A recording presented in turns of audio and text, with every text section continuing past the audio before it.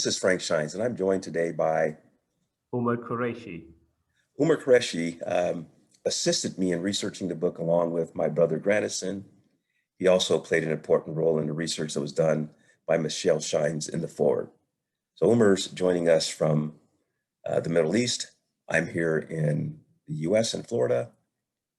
The day is November the 5th, 2020. We're going to give you an overview of the new book, Let In But Left Out. It's my third book. I was originally published when I was working with IBM by John Wiley and Sons, and then published another book called The New Science of Success. And this is the third, Let In But Left Out, Leadership, Faith, and Knowledge in the Age of AI, Coronavirus, and Fake News. And the essence of the book is really about the fact that I was writing this book and completing the last couple of chapters when March 11th hit, and the World Health Organization announced that coronavirus had become a global pandemic. So immediately I contacted my agent, one of the publishers I was working with in Colorado, and one of my book coaches, and they all basically told me the same thing: you got to rewrite the whole book. With that in mind, it's been rewritten from the perspective of the original thesis, which was to look at what happens with the US should we have another crisis in an age of extreme polarization, this isolationism that has happened, where we're no longer on the global stage. And we have AI-powered fake news and technology that's overwhelming our people, increasing the rate at which we have income inequality and wealth inequality across the nation, which is eroding our middle class. Those things are all moving together. Once the pandemic hit, I had to rewrite the entire book from the perspective of not what might happen should we have a crisis, but now we are living and breathing that crisis with coronavirus. So with that in mind, let's give you a quick overview of the book. The book is divided into three sections. One, a call for reflection. Two, a call for balance. And three, a call for action. I'll just briefly touch on the key chapters within each of those sections and close for now. In call for action, there are 5 chapters. We'll focus on the first 2 in this particular slide: situational awareness, cognitive bias, and the COVID-19 hoax. I'm a former Air Force officer who learned to fly planes at the Air Force Academy in Colorado Springs, and then later at undergraduate pilot training in Williams Air Force Base outside of Phoenix, Arizona. One of the first things you learn when flying a plane is get your head out of the cockpit, which means don't focus, or overly focus, I should say, on the cockpit instruments and gauges and dials, because the real world is happening outside of the plane. And you have to constantly be aware of other planes and where you are in the airspace, in the 3-dimensional airspace. Otherwise, lots of things can go wrong, not least of which is a potential mid-air collision. That's known as situational awareness. Always being aware of your surroundings at all times. In 3 dimensions of space, as flying on the ground when you're overseas, involved in a war, when you're speaking in front of Congress or senators, or perhaps at a military base, unit of military soldiers or airmen that you might be leading. It's always being aware of the situation that you're involved in, and being sure that you don't get manipulated by the media and other sources as well. So situational awareness is one of the key things that we learn in the military. And that same type of awareness is critical today. We need to be aware of ourselves, even from the perspective of COVID, social distancing, right? Being aware if someone sneezes, if someone coughs nearby, being aware of your surroundings in terms of whether or not someone's wearing a mask, or if perhaps there's proper ventilation in the room that you're in, that you're getting proper ventilation or fresh air moving through the room. Situational awareness also means if you're walking around in an unsafe neighborhood, constantly being aware of your surroundings. Um, it means that if you're in a situation where perhaps you're online and trolls are following you, or you're being bullied, or your kids are being bullied, how do you teach them situational awareness? We put our heads into a smartphone, and about 30%, nearly 30% of children that they follow walking across the street in all sorts of neighborhoods around the country, they find that those kids lose situational awareness, which leads to potential accidents because they're looking into their smartphone instead of watching and looking what's happening around them. There have been accidents, there have been people killed because they've got their head in their smartphones and are unaware of what's going on.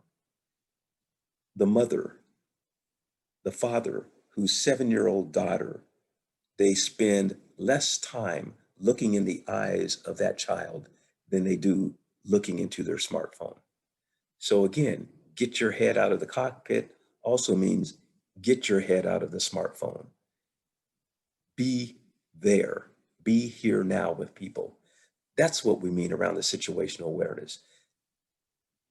The natural extension of situational awareness, whether as a pilot from my perspective or as an average American or average citizen of any country, is around this sense of cognitive bias. Cognitive bias can lead to a COVID-19 hoax, which we'll talk more about in future recordings, but hopefully you'll have an opportunity to read the book and see some of the details yourself. But we talk about the different cognitive biases that we all have. When we're flying in a cockpit, it's easy because of your what's known as your lying mind, right? Cognitive bias has been referred to as your lying mind. It's kind of the way our brains as human beings are naturally wired to not necessarily see reality all the time. When you're flying a plane, if you have input signals, you can become disoriented. If you happen to see the horizon and you think it's oriented one way and that conflicts with kind of your sense of balance based upon your ears and the way you think you're tilting, going up, going down, sideways in an airplane, you have what's known as spatial disorientation. That same type of spatial disorientation in the cockpit is now impacting us in terms of fake news and not knowing what's truth, what's reality, what's virtual, what's real, what's fake news, what's evidence and data. And so America is kind of going through its own sense of spatial disorientation. In the last 3 chapters of Call for Reflection, as part of this reflection, we say, take the time, understand your situation. Take the time, understand that you can have senses that don't necessarily tell you the truth, fake news that's not necessarily correct. We also talk about reflecting back and looking at our history, our familial history, our American history. That history provides us clues. It provides us motivation. It provides us historical context. And so we spend some time talking about call for reflection. And in this particular case, what I've done is rather than using the names and examples of purely known historical figures, I incorporate the names of family members going back to the Revolutionary War with the Baldukes and McGees of Ireland and the French Canadian Native American Indians. That's part of my family, as well as the first Africans who came over in the 1690s from the Ghana, western region of Africa, to the point where Reverend Katie Stroud, my great grandfather, whose siblings were slaves, he happened to be born a few years after President Lincoln's Emancipation Proclamation. So consequently, Reverend Katie Stroud was considered a freedman, even though his older brothers and sisters were considered slaves. And his mom was an African slave. He was half Tawakonian Indian and British. um, because of the slave owner married a Tawakonian Indian. That Tawakonian Indian, and this particular case, it was Mandred Stroud, the slave owner. They had a child, Louise Stroud, who was mixed race. And Katie Stroud was the son of the mixed race um, Louise Stroud, who was the son of the slave owner plantation in Texas. Katie Stroud, at age 19, moved to Oklahoma with his mixed race father in order to escape racism and the carpetbagger tax laws of Texas. Um, and essentially, they moved to a different nation, right? The Indian Territory at that time was not yet Oklahoma. So it was kind of considered a different country, and it allowed them to live more freely in the Indian Territory, which is where he met his wife, my great grandmother, who was a Creek Native American Indian. Her sister, Jenny McGee, is shown in the lower left here. And they ultimately moved from from Oklahoma to Colorado. They had 11 children, and those 11 children became pioneers throughout America. You'll see the Colorado College that's named after my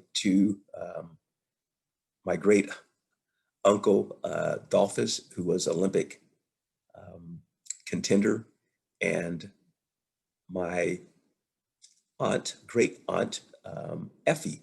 Both of them graduated from Colorado College in 1931, and they were followed by 9 of their other brothers and sisters who went on to have a lot of great successes, to include uh, drafting, writing the control system formula that allowed us to have the Apollo missions work for returning astronauts from space to Earth.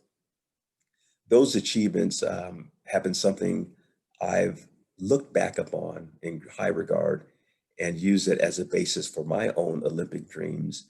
And when I graduated from the Air Force Academy, also there in Colorado Springs, where my great grandfather and my mother were born, um, I took that I guess you could say that that passion, that interest, that inspiration from our family, and parlayed that into a career working first in the military as an Air Force officer, and later at IBM and Ernst and Young. So here in this call for reflection, we ask everyone, if we can survive, right?